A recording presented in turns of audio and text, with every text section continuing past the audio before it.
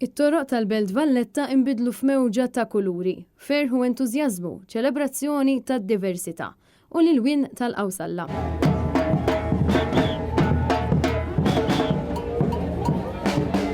Mat-toroq tal-kapitali insibt kienet organizzata il-Malta Pride, attività li mhijiex biss ċelebrazzjoni ta' mħabba u identità, iżda wkoll opportunità sabiex jitfakkar kemm imxejna l-qudiem bħala nazzjon u x-xogħol li għad fadal isir.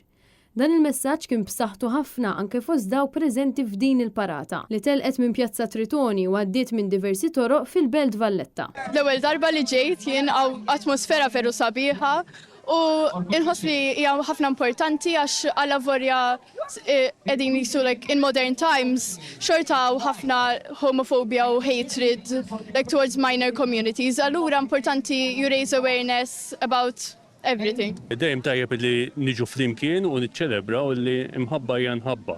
Taf kif jiġifieri tħobb il-min tħobb u dejjem dik il-logħża tal-imħabba hija dejjem importanti. It's very important for me as I feel safe.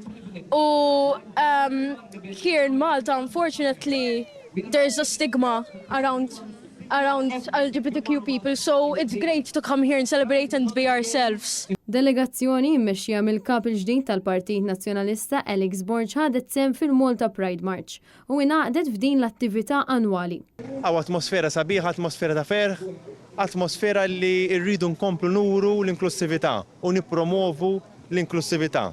Jiena bħala politiku anke issa bħala kap tal-partit u kap tal-oppożizzjoni dejjem kont fuq id-dimnet biex niġġieli ta' drittijiet ċivili għaliex nemmen illi dawn huma realtajiet illi iva nemmen ħafna fl-inklusività u rridu bħala partit nibqgħu nippromovu l-inklusività.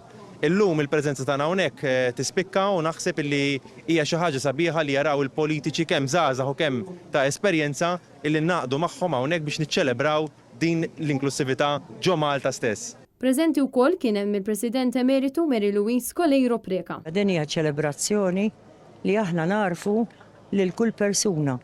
Ma niddefinixxuhiex mill-lam il-ġendru, mill-ġender, imma niddefinixxu il-persuna, il-persuna umana u d-dinjità tagħha. Kulħadd jixraqlu id-dinjità. Dawn huma l-bażi ta' drittijiet universali tal-bniedem. Jekk aħna ma nagħtux id-dinjità lil kulħadd nkunu qed nonqsu u verament nkunu qegħdin neddu il-fundamental human rights. Il-Partit Nazzjonalista qed jinsisti li ser jibqa' dejjem spalla ma' spalla mal-komunità LGBTQIA+ fil-mixja lejn aktar dinjità, ugwaljanza u libertà. Dan għaliex jemmen li nazzjon aktar b'saħħtu u ġust jista' jinbena biss meta kull persuna tħossha rispettata, apprezzata u mħeġġa sabiex tgħix b'mod awtentiku u mingħajr ebda biża'.